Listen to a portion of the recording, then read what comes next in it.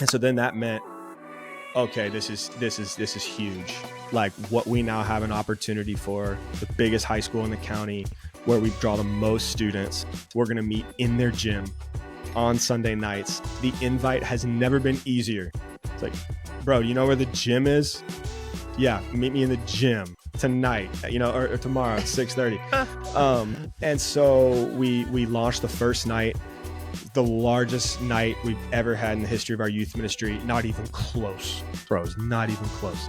And on that night as well, we commissioned, I believe it was 17 different students to lead missional clubs in their local schools this semester.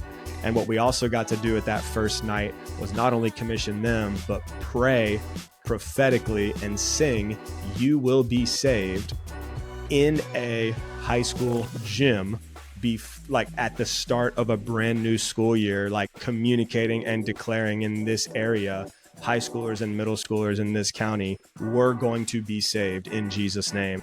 And bro, through FCAs, campus clubs, life on life discipleship, evangelistic nights that we've done, it's like something's happening right now at that space. And I don't want to say it was all because of that night in that moment, but it was such a clear God moment and commissioning for us to do that. And hundreds of students got to participate in the declaration and singing and prophecy of the next generation is going to get saved in this school this semester. And what we're seeing God do with it is just incredible, bro. So let's do some introductions, man. Let's go.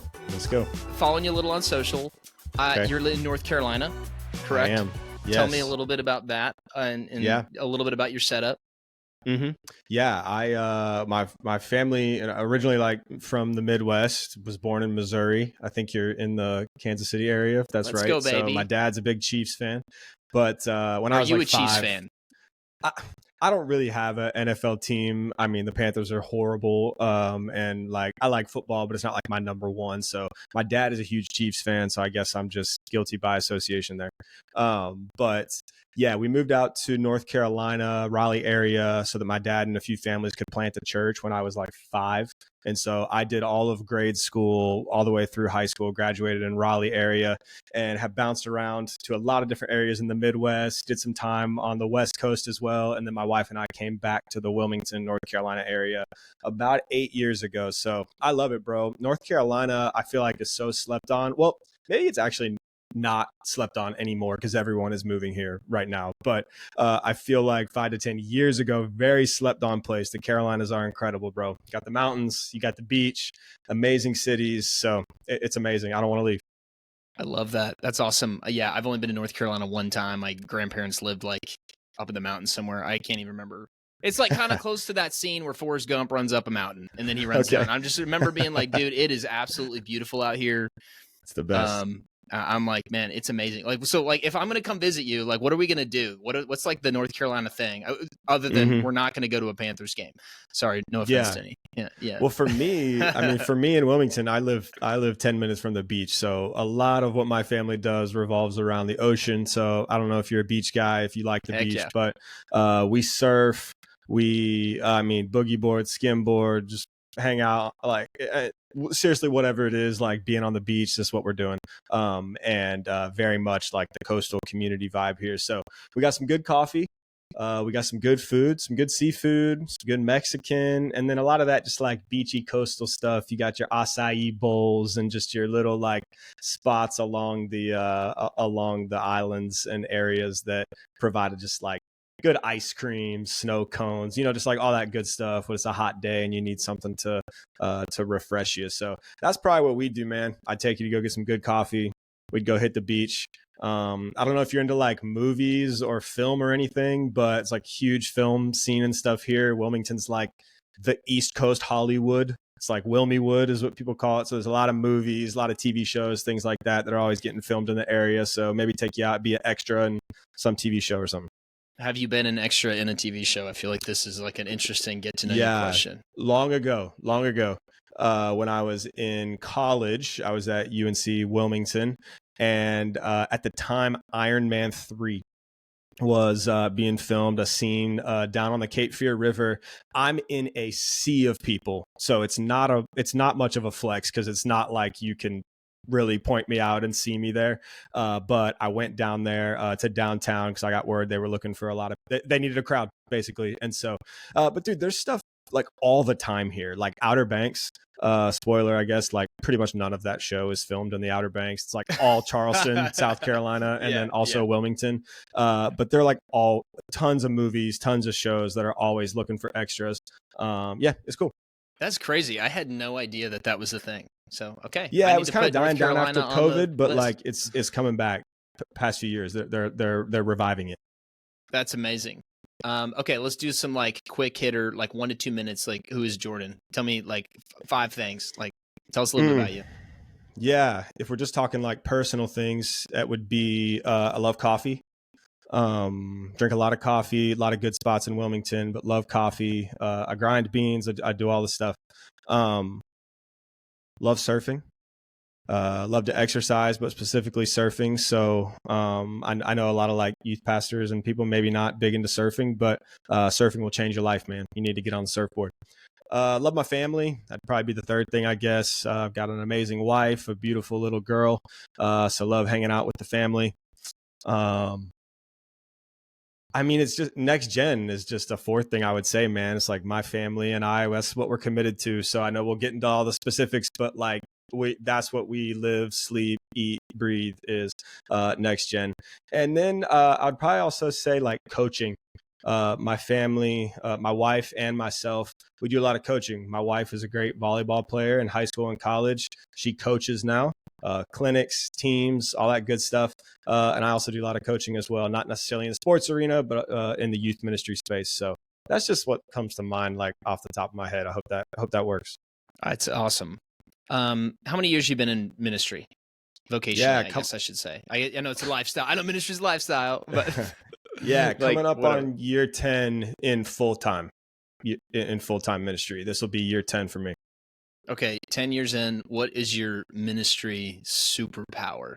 If you're like, this is what like God has, you like Marvel movie, you got bit by the spider, the spirit spider, and you're like, this is my what the Lord's got me to do. What's your superpower? Yeah, it's a great question, man.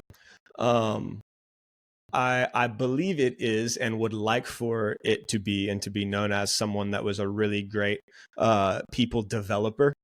And so when I think about working with the next generation, I always want to give them opportunity, and I'm going to err so much more on the side of, hey, take the keys and run with it and make a mistake and then we'll fix it, instead of I never want to give you control or freedom to do anything. And so, yeah, I love to develop people, especially students who are feeling that call and nudge to possibly pursue ministry as a career and vocation, being able to take them under my wing, shepherd them, care for them, help them to see like what God's doing in their life and how he's orchestrating and putting things together so that they can take big faith steps. So yeah, man, that's what I would say it is for me, is like developing young people, helping them find out like how God's uniquely made them, how he's designed them to live and function and move, and then like give them the confidence and boldness and freedom to do that thing.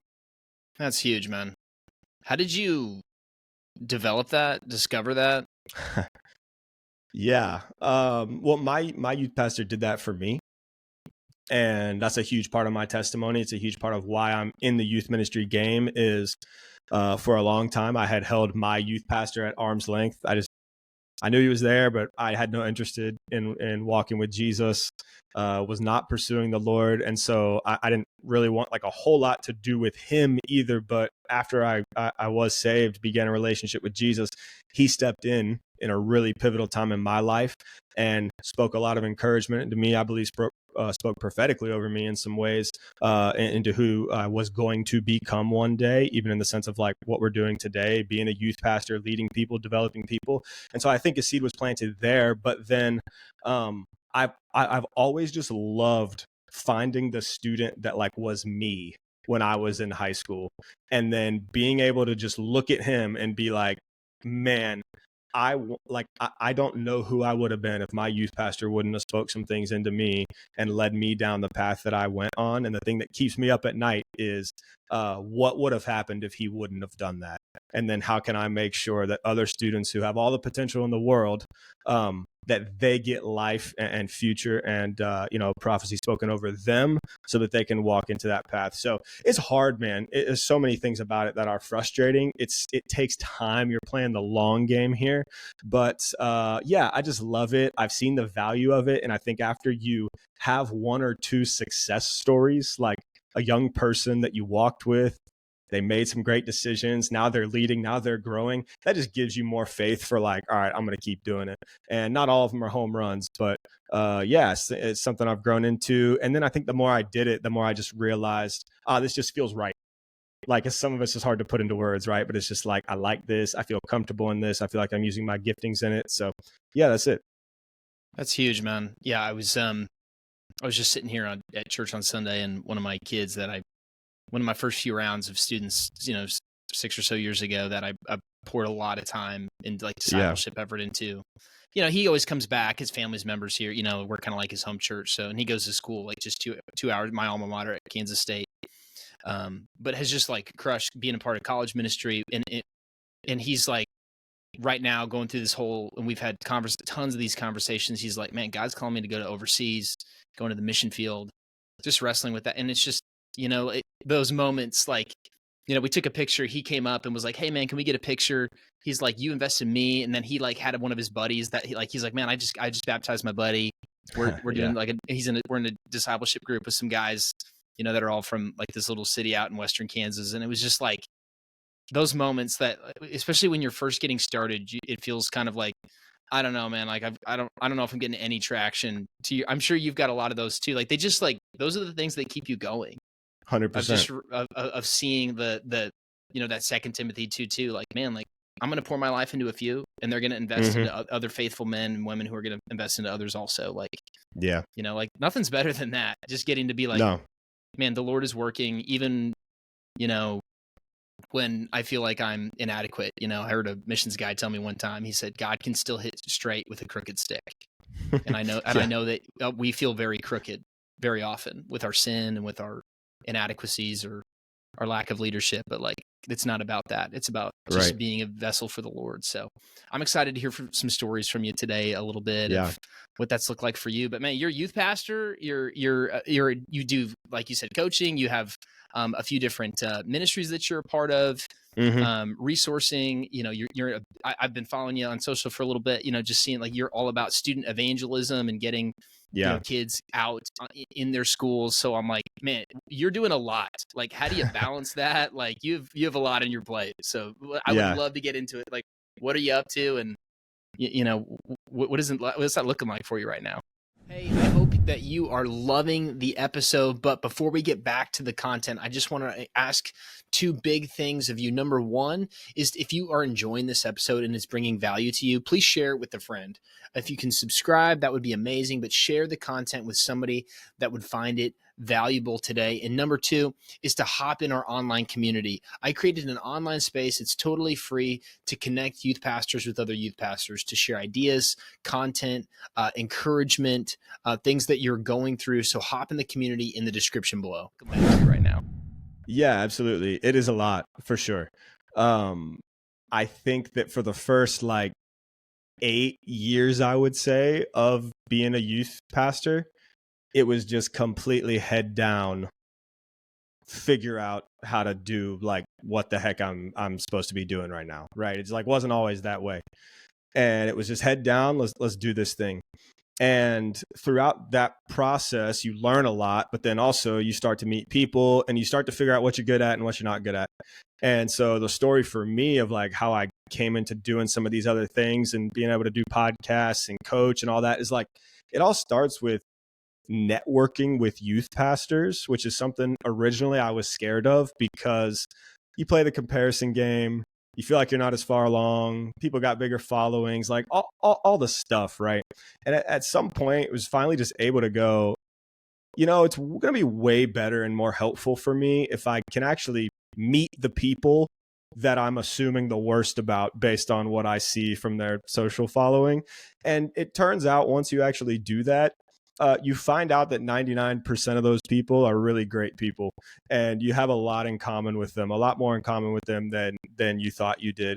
And you understand that like everyone's on the same team and we're all working together. So the point that I'm trying to make through all of this is that I was never trying to be like a youth pastor coach or work with another organization to help, students across America normalize talking to their friends and family about Jesus. I was just trying to be a youth pastor.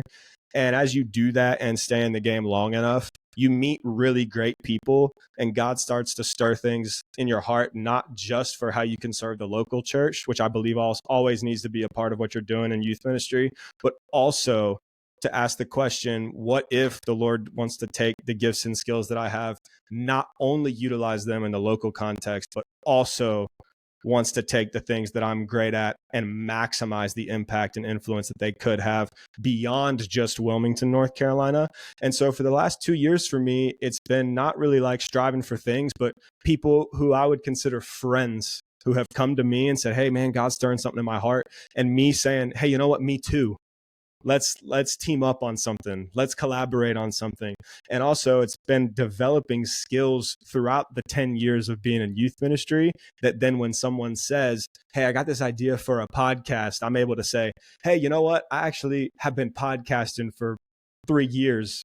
It's just no one knew what it was about or what I was even doing, but it was preparing me and training me and equipping me for this moment right here. And that's something you don't see coming. So I guess what I would say through all that is that it is a lot, but it's things that the Lord has been able to grace me to do. And I feel like each one of those lanes allows me to flex a muscle that over 10 years of working with the next generation has become a strong muscle for me. But man, there's things in the next gen space that I don't do just because I'm not good at them. And I wouldn't say I'm graced for them. And there's people who are doing them that are way better than me at it. And so I feel like I've had some clarity as I've picked my head up in the last few years about, man, what am I good at? How can I be okay and content with those things? And then as opportunity arises and it falls in line with what I believe God's graced me to do, I think there should be a lot more yeses than nos if you're able to have a disciplined, balanced schedule and if your family's on board with it. So that's what we're trying to do, man, is just take everything that the Lord's providing as opportunities. And if we can in a healthy and sustainable way, we want the answer to be yes. Yeah. And I think sometimes I was just having a conversation with somebody the other day about this, like balancing personal ambition with just, hey, I just want to faithfully serve, but I have these dreams and I want to expand, but I almost feel guilty about stepping into some other spaces that maybe I haven't been in, or even just like asking your leadership for another role or whatever. You almost feel like, is it wrong of me to like have these ambitions, and is it my ego, or is it just like God brewing something in me? Have you ever, I just want, I'm assuming have you wrestled with that, and how 100%. how do you, how would you counsel somebody through that? How has that looked in your own journey? Oh man, I feel like I need to be counseled through that because that's something that I deal with and battle with constantly. And I would say even right now, in full transparency, I'm working through it. I think it's having people in your life who've been there and are doing it that are able to tell you what it actually is. Because I think that the things that I've battled with would be this: looking at someone who's doing camp speaking or growing a social media following and posting preaching clips or just like all these different things that, let's just be real for a second, man. It's just like it could put a sour taste in your mouth because, again, like I mentioned at the beginning, you're going to have and assume the worst mentality about these people if you're jealous of them. That's just the way that it goes. And it's even, you could even critique them or poke fun at it or just, simple like stupid things like, well, yeah, it's way easier to travel and preach than it is to be a youth pastor. Like, it's just like, that's whack. Like, it's just like, it's so cynical and jaded. And what you realize over time is that, man, those people that were making those decisions to do those things, maybe a 1%, maybe a 1% is in for clout, selfish motivations, ambitions. But man, at least in my experience, way more of those people are genuinely trying to do what the Lord has called them to do, and they're trying to walk it out faithfully. So if I have those people who've gone before me that I can ask, man, give me the raw, real stuff. What's great about it? What's not great about it? I think at times I've wanted to pursue those things because I was frustrated with something in my local context, or because I just wasn't really doing that good of a job at the thing that God had asked me to do locally. And I was like, oh man, the grass is greener. Or I wanted something without really having the resume or the credentials or the experience to back it up. And God wasn't necessarily telling me no. It was just like, not right now. There's a lot of other things you need to learn before there's going to be an opportunity to prop you up to do that thing. So I'm continuing to wrestle with that now, man. You've got stuff like imposter syndrome that's so real. That's like, when are people going to find out that I'm not actually as good of a leader, or a preacher or a whatever that, that I've been portraying or putting myself, on to be. And I think we're always going to have that. I don't think that stuff's ever going to fade. It's just, are you going to be able to keep going and push through it? And at the end of the day, man, integrity is a thing that you're going to know. And a lot of people are going to know as well. Man, is this dude legit? Is this a game? Is this, for some clout or for some recognition? Or is this really like the Lord's anointed? And sometimes you never know. And that's a really scary thing. But I think that's, man, my job's not really to worry about what other people are doing and what God's called them to. It's just to be faithful with what he's given me. And so I think when you're striving, you could feel it. There's anxiety. There's pressure. You're probably making moves too soon.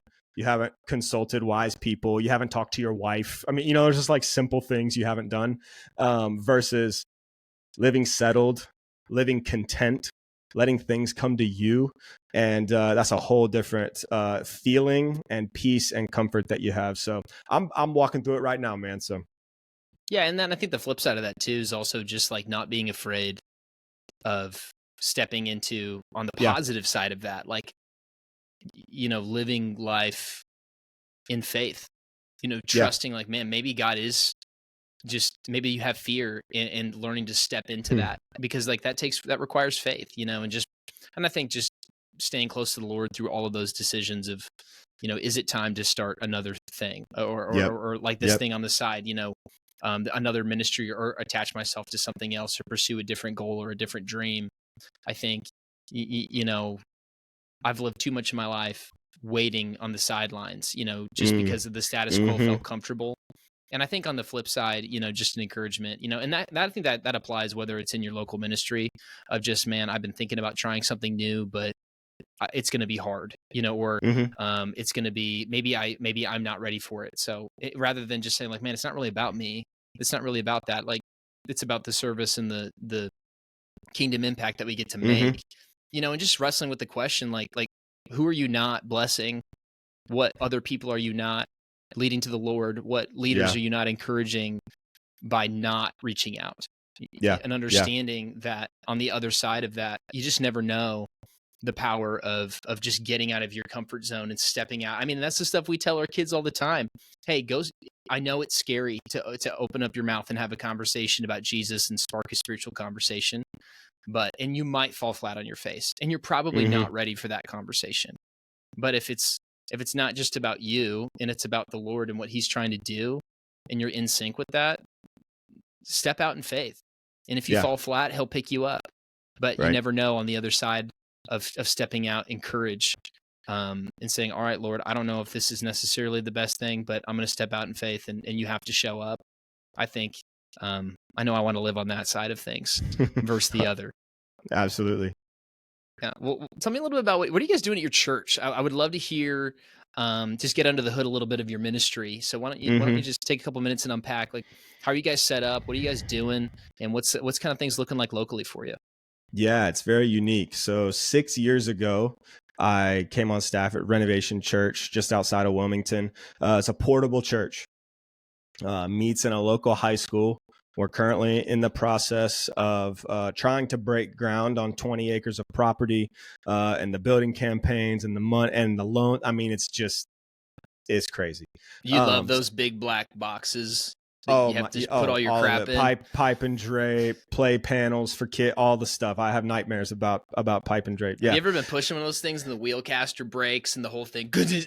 Like, I was gonna oh say, if no, you're like, pulling one behind you and it rolls over your ankle, that's like yeah, the portable church equivalent to taking a scooter to the shin, is oh yeah. rolling one of those cases over the back of your ankle. So if you're on portable church, or if you plan to be at one, you push those things, you don't pull them. That's a free I tip have right there. But I have a great memory of playing drums for a Christmas Eve service at a church plant my wife and I were a part of.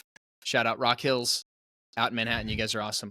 And like as like countdown video, I sit down, drum shield fall. Wait, like we laid two of those cases down because the stage wasn't big enough.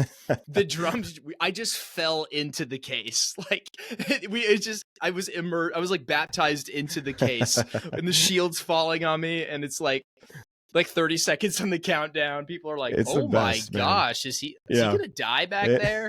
And I'm like, "It's all good. We're good." It's the best, man. There's always problems. Always projectors going down, tech not working, getting the Wi-Fi. I mean, it's just like it's something new every week. But the hustle and the whatever it takes mentality and stuff that comes from that, from leaders, from students, from everyone, it's absolutely next level. It is like it's a different breed of students and volunteers and people who are a part of this church. But anyways, our church is about to have our 10th birthday. So specifically for our youth ministry, partly out of necessity, but partly out of me believing in the model, we run like a home groups youth ministry model that meets on Wednesday nights. So we currently have 11 different homes that meet throughout the city and community. They all house students on those nights. It's a simple flow. It's hanging out, sharing a meal. We shoot a teaching video. It's actually a video podcast that has students on it that gets broadcasted to all the locations. That serves as like the scripture engagement and teaching. And then we do small groups. So that happens 11 different locations on Wednesday nights. And then once a month, we bring everybody together actually at the biggest local high school in our county, which is also where we meet for church on Sunday morning. Once a month, we bring all the students from all the locations together for kind of a classic evangelistic, big, wild, crazy, like all the stereotypical things that come to mind when you think of youth ministry. We're preaching the gospel, moment for students to meet Jesus. That happens once a month at that location. That's new. That's Wow. new as of fall of 2024. So we're only one semester into that. We used to run that night at our church office, which is basically an oversized garage. And so we used to just cram everyone in there. It was, I mean, amazing, but also just horrible. I mean, this is like a tiny little stage. We would have to come in that Wednesday. No one would even come into the office that day. We'd just come in, we'd clean everything out of the space. Everything's on wheels, desks, chairs, walls. I mean, literally everything. So it'd take us all day to set up. Then we'd execute the event. Then we'd break it all down and set it back up for people to come into the office on Thursday. So that's like the two things that we do, the home groups and then the once a month evangelistic night. Our heart is just to create repeated opportunities for students to see, hear, and respond to the gospel. And so for the past 6 years, it's been growing a lot. It's exciting, but also portable, multi-site youth ministry is not for the faint of heart. So I'm learning a lot through it. I'm growing a lot through it. And it's the ride of a lifetime, man. Man, that's amazing. You guys do your large group program at the school. In the gym. In the basketball gym. Yep. That's amazing. Okay, yeah, these kids like worshiping, and then like the next day they have like basketball practice in there. That's huge. Okay, I've got some follow-up questions. Can we go small groups first? I want to know how, because we've prayed about that, and I'm at a multi-site. We do the multiple locations thing right now. Everything we do in-house. Probably like I know a lot of people listen to this. We do Wednesday nights service, peel off for small group. It's really good at some things, really not for others. Or I wouldn't say not good. It's challenging. Groups, small group discipleship culture, always a big challenge because you've got this super wide range of kids that are like, I guess we're going to small group now. I didn't really sign up for it, but here we go. So I don't know if you've ever been a part of a church that functions that way, or you guys used to, but there's pros and cons to that. So tell me a little bit about how you guys do your small group, all decentralized, and how do you keep tabs with that? How do you train your leaders? How do you manage that? Yeah. When I came onto the team, I believe we had 3 different homes that were meeting, and we were kind of looking to like the big dogs that were running those plays. Like Church of the Highlands is kind of like the ones that popularized it with city groups, and just like looking at them is just like, what are you guys doing and how are you doing this? All the different churches that have done it in different ways. I think there's really 2 major ways to do it. You're either launching homes based on schools, or you're launching homes based on grade breakdowns. And there's a whole other like podcast we could do on how to like determine when to launch and split homes and add new ones. And do we go to reach this school? I mean, it's a whole mad, like, maybe we'll science have thing. to do part 2. That's all. Maybe like, so. And I have a lot of different thoughts on it. For us in our area, to not like overcomplicate it, but we grew from 3 homes to 11 homes in 4 years. The homes range anywhere from like the smaller ones being about 10 to 12 students on average to the bigger ones being like high 30s, low 40s on average. So anywhere kind of within that range, I think that they can work and operate well. Should we just take a second and just like pray over the basements of these homes that have 40 kids? Yeah. Like, Lord, we pray that they don't break we had a night a few years TV. ago at one of our high school houses, like a Christmas party. And it was like, I think it was like 62 high schoolers that came to these people's houses, like an older couple, their kids are graduating out. And lady host called me in the middle of it and was like, Jordan, I'm a little worried. Like our second story is like maybe going to just cave in here. There's like all these people up in the bonus room, but luckily it was okay. But yeah, it's very real. There's some big challenges to it, but the vision and the heart behind that is like, as much as possible, all those homes look and feel the same. Now, in some cases, they take on a little bit of their own identity, but there are definitely things that we kind of program strategically into our team that says, hey, every home, there's flexibility in these areas. There is not flexibility and freedom in these areas. And so there are essentials and non-essentials. And so we make that very clear to our teams. I think the thing that this has, lived and died by is communication and clarity to volunteers. We have a lot of different roles that people are serving in. There's a communication and leadership pipeline, and we live and die by it. If we're not clear about it, and if we don't hold people accountable to it, this thing will go sideways so fast. And all of a sudden, people are not doing the videos and they're teaching their own groups, and people aren't splitting in small groups how we want them to. They're all staying together. And I mean, it's just like the amount of things you're thinking through to have strangers and teenagers from all over, Christians and non-Christians, into people's homes and what that means. I mean, like, dude, it'll scare you the more you think about it. So I love it because of the pros of the model, but there are some real cons as well. But we're working it, we're making it happen at scale.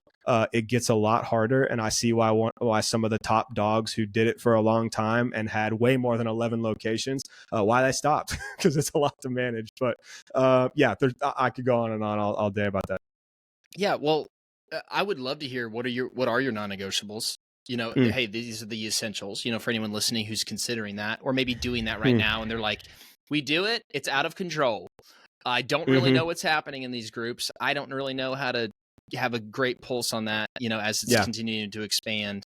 So I would love to hear, what are your non-negotiables? Like, hey, these are the essentials. We're always going to be doing these. These are the no-goes, and here's where freedom is. Yep. And then transition a little into how do you train and equip and coach those small group leaders, because that's a beast of a job. For sure. Yeah, when it's smaller, it's a lot more manageable. I used to just drive around to the different homes, and then I would just give live feedback pretty much, or I'd just be taking mental notes, right? Like I'd pull up to see what's going on, and then we'd make adjustments and plans accordingly. It's a little bit different now. So first thing I would say is like having a leadership or organizational chart or pipeline in place for this. That's all about ministry context. How many homes are you going to start with? How many are you going to have? The process for getting people onboarding with that is going to look different in different spaces. But the things I would include would be, you got to have small group leaders. That's ground level in the trenches. For us, we're trying to live in the ratio of like 1 to 5, 1 to 6 students. I'd rather have more than less. Second thing would be a team leader. That's the one volunteer that takes on additional responsibility at each location. They are the you at the location, because I don't lead a small group. I don't team lead any of these. I'm above it. I'm giving vision, I'm managing them, and I'm communicating to them. But man, on those nights, I'm driving around with a few of our other coaches, which is the highest level up that we have. And we're just walking in, saying, hey, shoulder tapping people, checking in on them. How you doing? Is there anything that you need? What's going on? Is there a problem or a fire I can put out? And if not, okay, cool. Y'all have a good night and I'll see y'all later. So that structure is really important. It gives people clarity for who to communicate with when they have needs and problems. And so things can go top down and things can also go from the bottom up in a healthy and sustainable way. Second thing is, as you're small, you have way more control over what's happening in those homes, and you can really like isolate, hey, we need to work on these specific things. And so I think when it was at 3 homes, we just beat that into our teams. And then when we split and went to 6, it wasn't like new people coming in who didn't know what was going on. It was people that had been baked into, and then they got to create their own teams. But the team lead and the specific key leaders knew what the expectation was, and they were able to hold the line. So I think at this point, because we worked really hard on the front end, most of the non-negotiables are baked into the teams, that new team members just come on board and they just go, oh, well, this is just part of culture, so this is just what we do. So the non-negotiables for us is simple things that set environment. So music is a non-negotiable. If you roll up into somebody's house, think about even being in an adult small group, and you roll up and adult small groups can be painfully awkward, bro. You like walk in, you don't really know anybody. These are like your friends, but they're not really your friends. And there's no music playing and there's no food. It's like, oh, like, get me out of here. You know what I'm saying? I mean, it's just like so awkward. Adults shrivel up. We talk about how students don't know how to have conversations. Bro, neither do adults. Anyways. Yeah, like if they have to ask you for a glass of water, we're not. We got to like hospitality 101 training. I'm assuming there's some hospitality training that's part 100%. Of that. And the hosts are a whole separate volunteer role for the night. Having someone that has the space, the environment, the heart to have students in their home is huge. And so we communicate ahead of time a few things to them. That's like, yeah, you got to have lights on at your house. You got to set home rules. Tell us where to go and where not to go. I mean, it's like the simplest things, but you got to over prepare and over communicate for. But food, drinks, and music, those are non-negotiables for the environment. Outside of that, the teaching is obviously non-negotiable. We shoot the video podcast. It features our own students. Me or somebody else from our team will kind of host it and guide the conversation. We carry the brunt of like the teaching responsibility. And then we bring on leaders or students in our ministry to talk about life application and how they're going to walk this thing out and live this out as a 10th grader on the JV football team, or as a 7th grader in 3rd period. And so that's really exciting. And there's like a whole other process for how we do that. But we get that to our team 48 hours ahead of time, so they can look at it, watch it, prepare for it. And we also give them a small group guide to resource them for questions. So then small group times, obviously non-negotiable. We hard protect 30 minutes. We say you got to plan your night and work backwards. Hard protect 30 minutes for that night. Please stay on conversation and on topic. And we're really hard on our timelines too. We got a lot of people moving in and out of these homes. We got to be honoring of the hosts, the guests, the people driving, the volunteers, all the things. So those are a few of the non-negotiables. Yeah, I think that's going to be really helpful. No, it is, but it's also not. I mean, it's all, and I'm sure you've found that getting things simple, clarifying, like, hey, like there's a lot of freedom. We're not going to tell you what. Well, you just don't assume. You're going to play That's Mafia the thing, or not. You just don't assume. Don't assume that people know how to host. And don't assume that people are thinking about the night the same way that you're thinking about it. And that was always my frustration, is like, how do my leaders, when I walk up to this home, how is the first thing they notice not there's no music playing right now? Because that's the first thing I notice. I walk up to the driveway and I can already tell this is not right. This is not the vibe. Man, a lot of times leaders either don't know because they're just not thinking that way. They're thinking about the work conversation that they had 10 minutes before that was really heavy. They're thinking about the email they need to respond to. They're trying to remember what their wife told them to get from the grocery store after small group was done. Like, they're not thinking about that. Or they would be thinking about it. We've just assumed instead of communicated clearly that should be something that they're supposed to think about. So that's what it is, man. Clear expectations. We make job descriptions. like for every role on the team. Here's what the host does. Here's what the team lead does. Here's what the small group leader does. I think that we hesitate on that sometimes because we think that it makes people, it's like, oh, I'm treating you like you're dumb. It's like, I have to give you a job description. No. For a volunteer that wants to give a night of their week to love and serve the next generation, they want to know if they're winning. Like, what's the target? How do I know if I'm doing a good job or not? This is how you know. This is a way I can honor you. So, yeah. What are some of the wins on that job description for your small group leaders? Yeah, for small group leaders, I mean, the first thing that we like set the tone for, and I have the meeting with them ahead of time, and I'm like, if you don't feel like you're able to commit to 3 out of 4 Wednesdays a month, I love you, but this is probably not the fit for you. That's incredibly honoring thing. And then we just got to hold the line on that. And for us, we have a really good like attendance rate and sustainability and consistency rate for it because we're really clear up front about that. I mean, it's just there's all different types of things. Again, for like host, team lead, everything. So for our team leads, it's like you are communicating and with logistics and praying for every single leader that you serve with every single week. Don't think that I'm doing it because I'm not doing it. You're doing it. And so then the expectation for the small group leader is you're doing that for your 6 to 8 students that you lead. For you. Well, it's just like I'm just messing with you. You know what I'm saying? It's just but from the leader always assumes, yeah. Jordan's reaching out to these students. I'm like, I'm not. I'm not. You're the shepherd of these 6. If you're not doing it, nobody's doing it.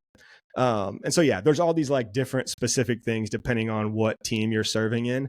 And I think a lot of times youth pastors have those things in their heads. They just never get on paper. So if we could get it real practical for a second, it would be like, get all that stuff out of your head onto paper because your team doesn't know what's in your head and what you're thinking about. Only you do. What about on the discipleship side? Like just I'm just talking relational, like outside of like small groups over. Mm-hmm. You know, from between like Wednesday to Wednesday in between, what are some of the things that you're, challenges you've seen, things you're saying, hey, we're always pushing for these, like whether it's, getting time in God's word with students, encouraging them with application, going to a ball game, kind of that fellowship plus like relational kind of ministry stuff. What does that look like for you guys' team? Yeah, 100%. That's the thing, right? We always want to push for small group leaders, and there's always some that absolutely crush it, and there's always a handful you're like, man, would you just like go to one game, just like one thing? Something that we've started is creating a games list of the most serious or biggest games of the year. So it's like, hey, there's these rivalries, these dates, these sports. If you can only go to one game all year, it needs to be this one. And not assuming, again, anyone knows about that. Because if you don't have a high schooler, why would you know what the high school football schedule is? No, I need to tell you, highlight this one game. Yeah. This is the and one depending you on need your to city, be at. I mean, like I look at like where we're at, south suburbs of Kansas City.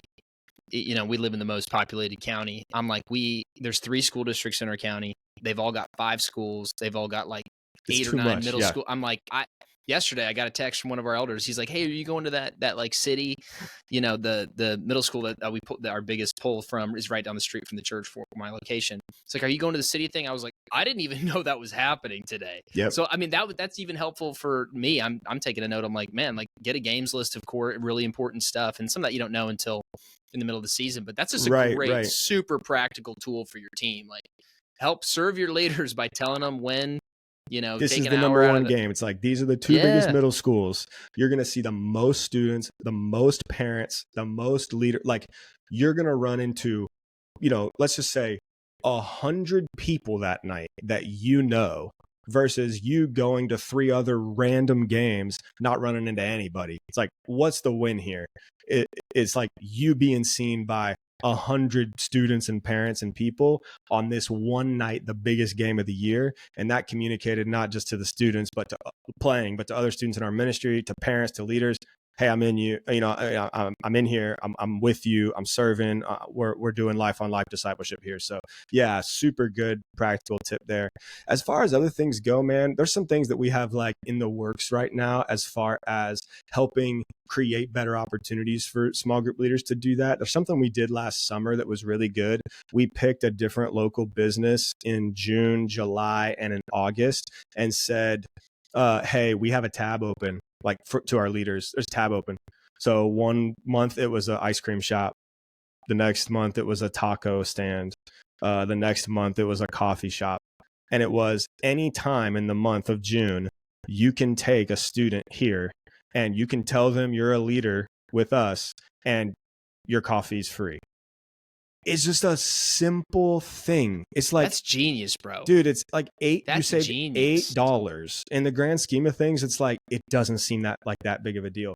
But bro, we realized that for this coming year, we got to set a limit on that stuff because people blew it up and made it way bigger than we thought it was going to be. Like, we told them, we're like, oh no, what have we done? On Jordan, we're we're all the sophomore guys are going to Taco Bell, and you're like, $687 to Taco Bell. Seriously. And then we told them, like, send us a picture when you go. That's all it was. It was just like, send us a picture. And our leader chats are blowing up with people taking selfies at these different restaurants, hanging out with students one-on-one. And so I think a lot of times, again, I could have done a simple strategic thing to make this go from like 10% likelihood that you're going to do this to like an 80% likelihood that you're going to do it. And that's what we saw happen. So yeah, those are some things we're on right now.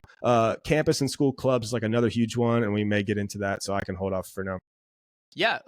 That was going to be where I wanted to go next. Pivot away from the home groups to, and again, we could just keep talking about that for another 30 minutes and wrap up. Of course. But while I have you, I would love to talk a little bit, because I'm really fascinated with you guys doing your large group program on a school campus. Like, that's the location. And some of it I get, the sweet blessing of being portable. And it was kind of out of necessity, I'm assuming.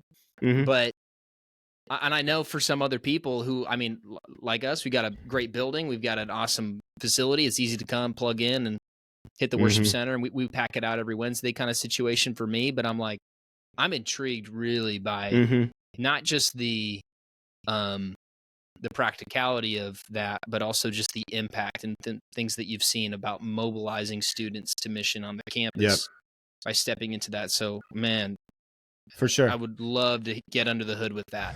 Yeah. So like I said, a few years ago, we started running a once a month gathering. It was evangelistic at our offices. It grew to the point that our executive pastor was like, hey, we're way over fire code. Like, this is not okay. It used to be like, oh, haha, this is such a funny, thing. There's too many people in here. And then it hit a point where it was like, it's not funny anymore. It's like, you need to find a different location. The issue for our area, just with budget, resourcing, capacity, a host of reasons, there was like no option for us that was on the table that was going to work. I was stressing out, man. And this was this past summer. And I was like, okay, well, what we're going to have to do is we're going to have to just take our night at the office. We're going to have to split it into 2 nights. We're just going to have to do a middle school ministry and a high school ministry night. I didn't love that decision because I didn't want to split our ministries. Like, everything else we do is the same. I wanted to keep it the same. Yeah. Well, and some of that scale too. If you're like, man, it's like, I have to double the work now. Yeah. That's one of the things that we're navigating at my campus is like, we're hitting this, like, not just from a capacity, because we do groups in house, like we're hitting this kind of 250 to 300 range. And I'm like, we're just literally, it's chaos. Yep. Like with that many people, and everybody's, our team's great, but it's like, navigating that split, we've been very slow to go that direction. Yeah. I didn't want to know we're going to hire another middle school pastor. We need to double the worship team. We need to double the production team, double the safety team. Like that's, and I know I just did a recording with a guy the other day who's like, we navigated it and it was the best decision we made. Other people are like, no, we need to stay together. So and I hope that you are loving the episode. But before we get back to the content, I just want to ask 2 big things of you. Number 1 is, if you are enjoying this episode and it's bringing value to you, please share it with a friend. If you can subscribe, that would be amazing, but share the content with somebody that would find it valuable today. And number 2 is to hop in our online community. I created an online space. It's totally free to connect youth pastors with other youth pastors, to share ideas, content, encouragement, things that you're going through. So hop in the community in the description below. Yeah. And the issue for me, I mean, some of it was the practicality of it, as you mentioned, but honestly, the issue for me was it was not a faith step. And I don't want to be like over spiritualizing it, but it just wasn't a faith step. I was like, we're just going to do what we've been doing. Just, we're going to do more of it. and it's going to be smaller gatherings because we're going to split our ministry. It didn't really seem to me like a vision momentum decision. It felt like hey, this is kind of easy and our hand's going to be forced. And that's never the way that we've operated as a church or as a youth ministry. It's always been, we're going to create the most innovative solution to solve a problem and take the biggest risk because the vision's too big and the next generation's too important. And so it just didn't sit well with me. I mean, we whiteboarded this thing out for months and we were trying to come up with all these ideas and we had nothing, to the point we had just made the decision, but I wasn't that excited about it. Really, the first decision I've made in the last 6 years in this youth ministry that was weighing so heavy on me and just wasn't sitting right with me. So long story short, right before we approaching the end of summer and I'm like past the point of needing to actually make a decision on this, I went to my executive pastor one more time and I said, hey, what about the high school? We have rapport with them because we meet there. And I thought it was going to get axed like immediately, just like dollars, like all these things that could go wrong. And he said, let me make a phone call. And a few days later, they had green lighted all of our dates for the fall semester. And so then that meant, okay, this is huge. Like what we now have an opportunity for, the biggest high school in the county where we draw the most students. We're going to meet in their gym on Sunday nights. The invite has never been easier.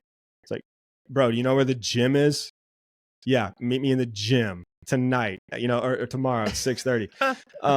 And so we launched the first night, the largest night we've ever had in the history of our youth ministry. Not even close, bros, not even close.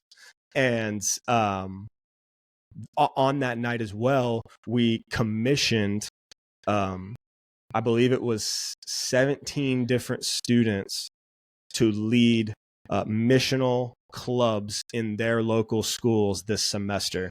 And what we also got to do at that first night was not only commission them, but pray prophetically and sing "You Will Be Saved" in a high school gym, at the start of a brand new school year, like communicating and declaring in this area, high schoolers and middle schoolers in this county were going to be saved in Jesus' name.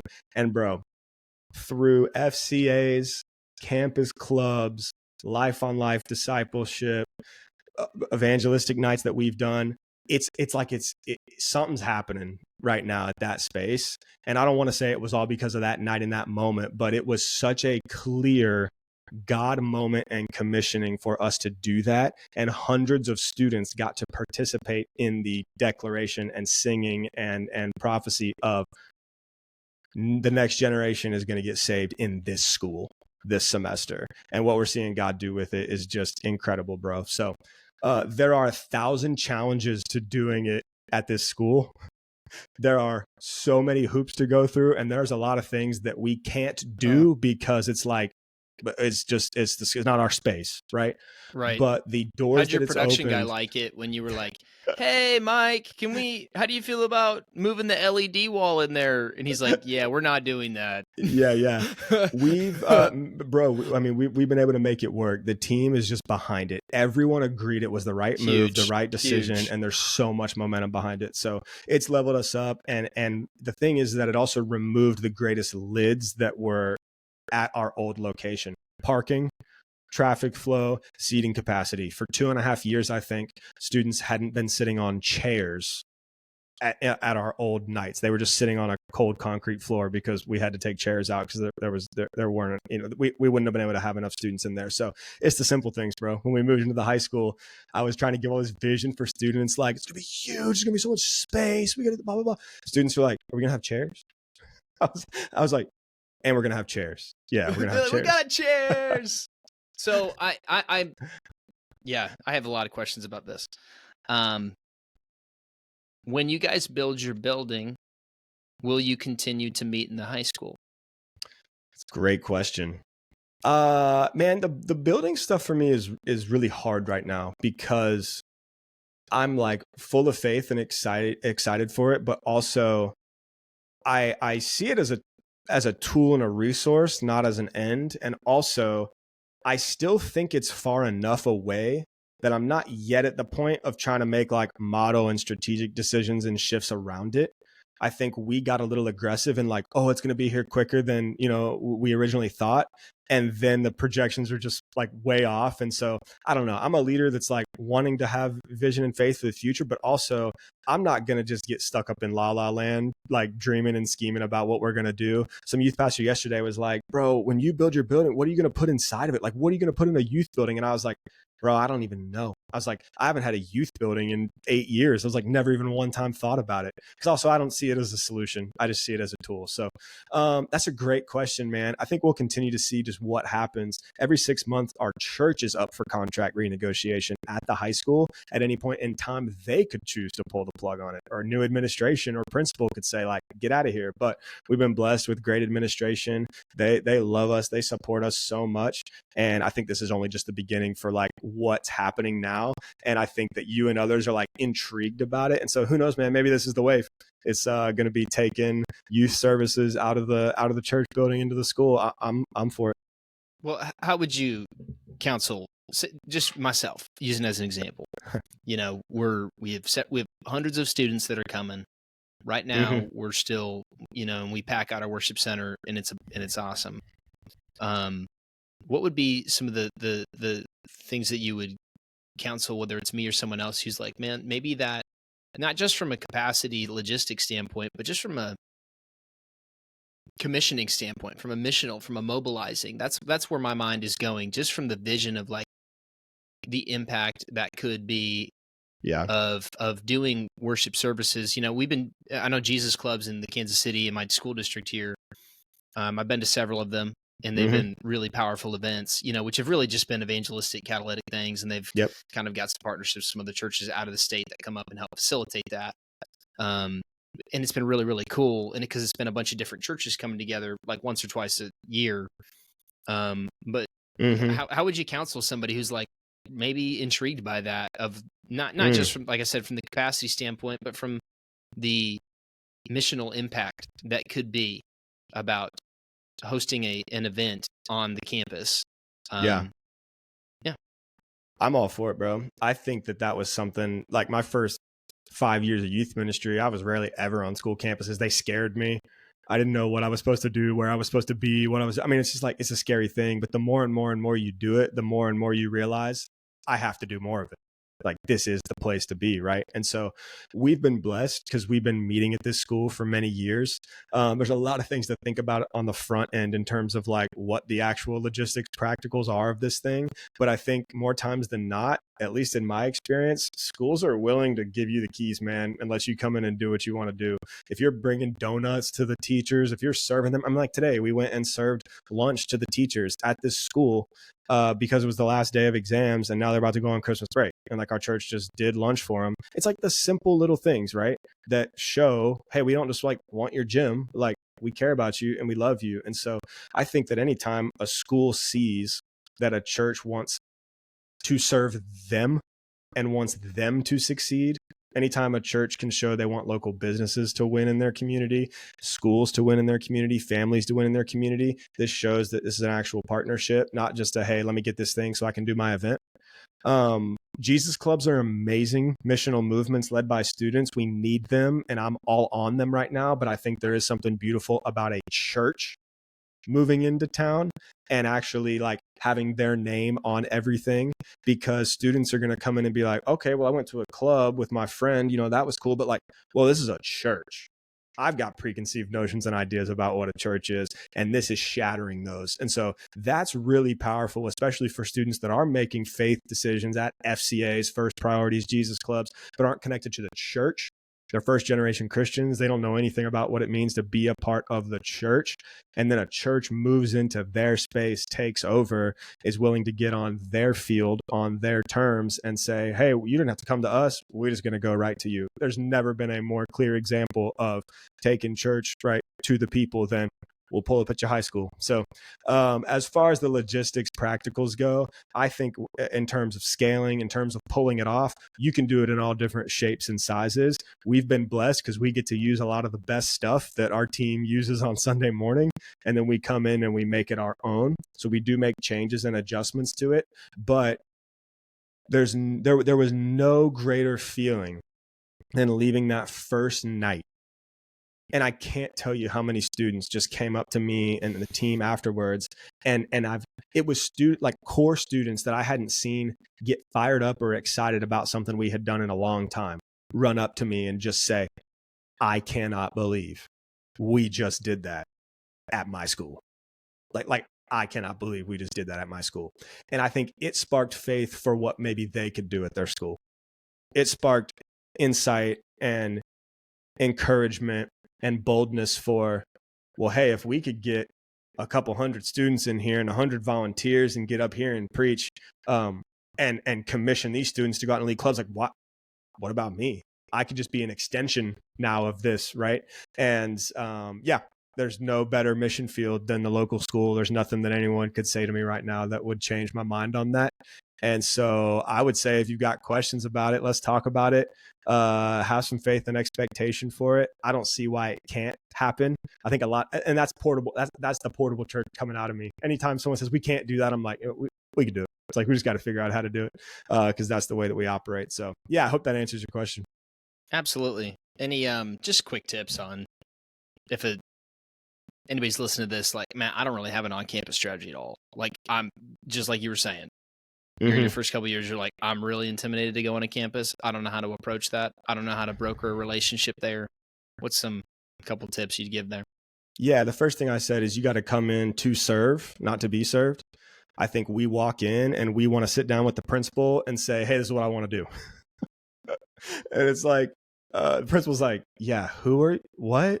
I don't like, bro, the principal's got 1,000 things that they're thinking about, and you are not one of them, unfortunately. And so when you get to walk in and say, hey, what would it look like for us to serve your teachers once a quarter, a meal, and our staff gets to pray over them?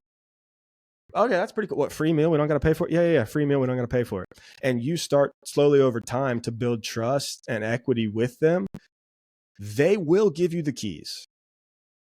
Opportunities will come up where now you get to sit next to the football coach and have lunch with him, and you get to hear his heart for building up young men. And then you get to say, hey, well, I happen to be the youth pastor, and I'd love to come talk to your team at pregame meals on Fridays. And he said, that sounds amazing. All right, 3:30 p.m. That's how that stuff happens. It's opportunities and doors that are opened when you get in there to serve instead of to be served. And so you would be blown away as you get onto campus. Dude, people are always looking for, coaches are always, oh yeah, you can come pray with the team beforehand. Of course you can come do Gatorade drops, right? And like bring free snacks and stuff, whatever. It's like, they're all about that. But too many times, youth pastors roll in at the beginning of the school year. They give big dreams and plans, or they expect big partnerships from the school, and then they never come back to the school again for the entire semester. And after that happens enough times, the principals just go, all right, yeah, we're not working with these people anymore because they don't do the things that they say they're going to do. So I would say come in, look to serve, and then come up with the plan together, and then don't flake out on it. Don't get too busy for it. Either you show up and do it, or set somebody else up on your team to be a character coach or to go out and get to those big games or big opportunities or big things. It's really not that hard. We just got to be men and women of our word. Yeah. And I think just an encouragement too, having been there and done that, on seeing really big successes, but also seeing some where I've gotten overextended and overpromised and underdelivered, wrestled with that just from a time management bandwidth standpoint. Yeah. I would just counsel anybody too, just to start small. Like, don't overpromise and just be like, hey, maybe you can only be up there once a month. That's okay. Or maybe just for these key dates. That's okay. Because the time will come. We just walked through this with a student who passed away in our youth ministry that was at the local high school, actually just less than 2 weeks ago. And really knowing, like, those are all things that stack, whether it's bringing lunch in, the relational stuff, because when those times come, when I reached out to that principal, they just said, we just want you to come up and just hang out with students. Just be up here to just like, and that was such an opportunity for our team, to come on campus and just hang out for lunch. So, and that's not, it's not grandiose. It's not anything crazy. Yeah. It's just being available and being willing to serve, and just being one of the few people that's willing to say, hey, what do you need? How can we help? And like you said, just being people of your word and trying to serve them as best as you possibly can. So I think that there's something there for everybody. Absolutely. I would encourage anybody listening to this too, just to be looking into some programs that are already in your district you might not be aware of. Like I started digging, and I Mm-hmm. was shocked when I found out, like, oh, they have a student mentor program where you just go through a background check, go to one training. I've gone to it one time. And for Mm-hmm. years, they're constantly like, hey, like we have a student that needs to be mentored, somebody to hang out with during lunch. You get on campus, we want you here. Like, Yep. and I know some districts, and we've got some on the Missouri side right now that I know our Missouri we have one campus over there right now. Their school district is very closed. They're like, we don't want you up here. We know what you're trying to do. Stay out. Mm-hmm. And I understand like that's a challenge. Like not everyone's school district's open with faith-based partnerships, but it certainly helps. Call somebody from your central district, call somebody from the district, not just the school, and be like, hey, what programs do you have to get civic and faith-based partnerships to be a blessing, and not just try, like you said, come and kind of try to siphon resources from them, or a location, or just Yeah. whatever, because you might be surprised what you'll find when you start doing a little bit of homework. Mm-hmm. And that was something that we didn't set up. Like the district had that set up, and they don't have near enough. They're always asking for people to get on campus, so Yep. might be some opportunities there that you just aren't even aware of without doing a little bit of homework. And that's something a quick Google search can just open up a door in your district. So I think all that stuff is really, really valuable. But thanks for giving some insight on that, Jordan, for sure. Yeah. Of course. I know we're almost out of time. I've got a lot of things that we didn't get a chance to get into. I would love to hear more about. Maybe we have to set up another part 2 or a different conversation, because I'd love to hear a little bit more about what you're doing with other youth pastors, with other churches, as far as the outside resourcing stuff goes. But just as we land the plane today, would just give us a little bit about what that looks like, and then just any wisdom and encouragement you have for youth workers, next gen pastors listening. Sure. Yeah. You talking about coaching stuff, about Telos, just about whatever else I got going on? Yeah. I would love to hear a little bit about Telos before we hop off. Yeah, well, let's go. Let's start with that. So Telos is an initiative, a next gen initiative through One Hope. One Hope is a massive, global, literally like all continents, missional movement and organization. The mission is God's word, every child. They sponsor and put on events and things all over the world. You should check out Feed, shameless plug for Feed. That's free youth ministry resourcing. If you're not on that, get on that. But Telos is a brand new initiative. It's like so grassroots. For a while, Feed in the youth ministry world at One Hope was all about going direct to youth pastor. Telos is now, how do we go direct to consumer, right? Or direct to student. And so we want to take the gospel directly to Gen Z and Gen Alpha. And really the vision behind it was, how do we help them be prepared and equipped to have gospel conversations with their friends and family?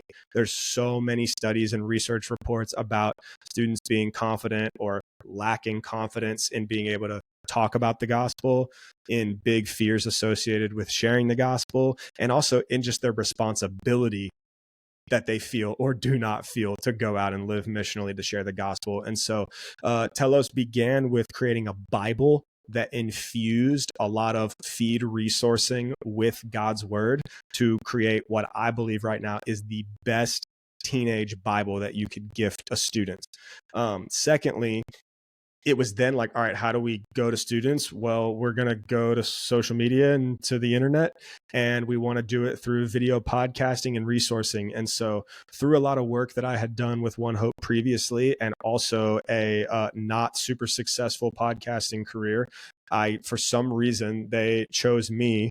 I'm very grateful to spearhead the movement. And so we're kind of building the plane as we're flying it right now, but we've seen God do some amazing things through connecting with influential young Christians who are in high school and maybe like just graduated high school, that are leading street evangelism movements, that are preaching the gospel all over the country, that are preaching through social media, that are leading Jesus clubs and rallies. And we're connecting with them, interviewing them, having conversations with them that we hope would ignite and spur on and fan the flame for hundreds of other young people throughout the country and throughout the world to say, oh, if they're doing it, what's stopping me from doing it? And so I've been blessed to be able to lead content and strategy for them.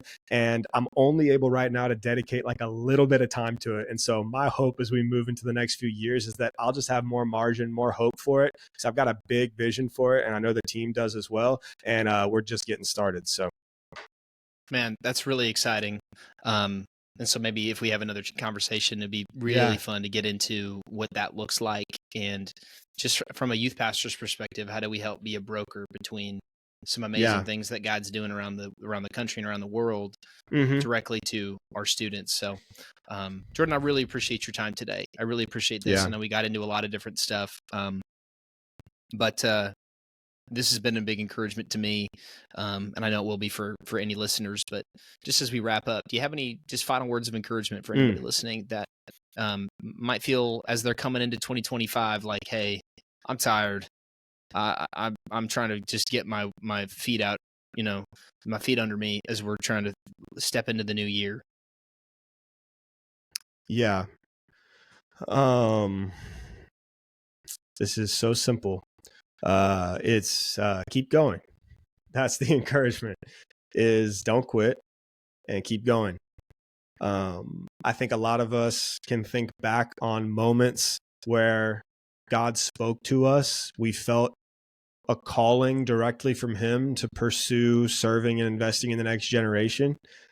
And whatever we've got to do in the next few weeks to revisit that moment, to seek intimacy with the Father and to get back to that place where it started, I think we got to do. And I know I've been in seasons where I wanted to throw the towel in. It's bad leadership, it's lack of vision, it's personal struggles and issues, it's the weight of it. I mean, like there's so many things. After my first 2 full-time youth ministry church experiences, I was ready to be done, man. I was like, I got 2 strikes. I guess I'll give it one more shot, and I'm either going to strike out or I'm going to get a hit. And praise God, I got a hit and I got on base and was able to stay in the fight. But youth ministry is the long game. It is the long game. We're playing the long game here. And if you don't quit, that is how you win. In my book, that's how you win. It's not an attendance number. There's not a secret score sheet. Instagram following has nothing to do with it. How do you win in youth ministry? You just don't quit. You just don't give up. And so I'd encourage you, if you've been delaying a conversation with a staff member, maybe it's been long overdue, not about your resignation, but about how some things need to change when it comes to pacing, when it comes to expectation, when it comes to workload, when it comes to needing another staff member, when it comes to pay. Man, I'd encourage you to have that conversation. I truly believe that a lot of church staff members and people, if you are a man or woman serving the next generation and doing it faithfully with everything you've got, they want you to win. I believe that they do, and I believe that they want to help you. So as we've talked at a few different moments throughout today's call about assuming, please don't assume that anyone on the team knows what's happening or what's going on, and you living sort of in that victim mentality of, why haven't they reached out and already offered me a pay increase, or how have they not seen what's going on and want to bump this up? Man, they might just be busy running in their own lanes and walking through their own seasons. So I would encourage you just to make the first move to have that conversation that has maybe been delayed or put off. And if it's going to allow you to get more healthy, to get more margin, to get more space for vision, for strategy, for executing, if it's just going to be rest, whatever it is, fight for that thing. And man, what's the next generation worth? I mean, the faith of the next generation is worth everything. And so I think that if we're really about this, we're going to keep going. We're going to push through really difficult circumstances and situations. And there are so many churches that have a void right now in the youth ministry space. And so I would encourage you to get back to where it all started and to keep going. And I believe that the Lord will honor you working in the trenches in a lot of unseen and uncelebrated endeavors this next year. And I believe that the Lord will provide rest through that. And that's what I'm praying for all of you. That's been true for me previously. And so I hope it is for you as well. Jordan, thank you for that. I appreciate that personally. That's a huge encouragement. And man, just thanks for doing what you're doing. Being a voice, being somebody who's like in the trenches yourself, who's equipping, who's training, who's coaching, who's developing, who's using those ministry superpowers to really make kingdom impact. I know that, one day we're going to show up to heaven and we're going to see the impact of this work that we do. And the Lord's going to make that really, really clear. And this is more important than ever as we're living in probably the last days. We don't know, just of what we do, of pointing people to the Savior, of drawing people to the hope and forgiveness of Christ. So thankful for you and for your ministry. And I know this can be a great blessing to a lot of people. Thank you. Absolutely. Thanks, Ryan, for having me. It's a big honor, man. Absolutely. Anyway, anybody can get connected with you. I know we'll have some stuff in the description, show notes. I mean, it's just Jordan McClarnon on all like social media stuff. If you want to check out Telos, Young Pastor Network, some other things that I'm in part of and involved in, I'm sure they'll all be linked down there. So I need to do a better job of posting. That's a personal goal, 2025. But yeah, that's where you can find me. Sounds good. Thanks, man. Yeah, thanks. Thank you so much for listening and watching this episode. If it was a blessing to you, my ask is that you would share this content with a friend, someone else in leadership and in ministry. I hope it was a blessing to you, and I hope that God blesses your ministry moving forward.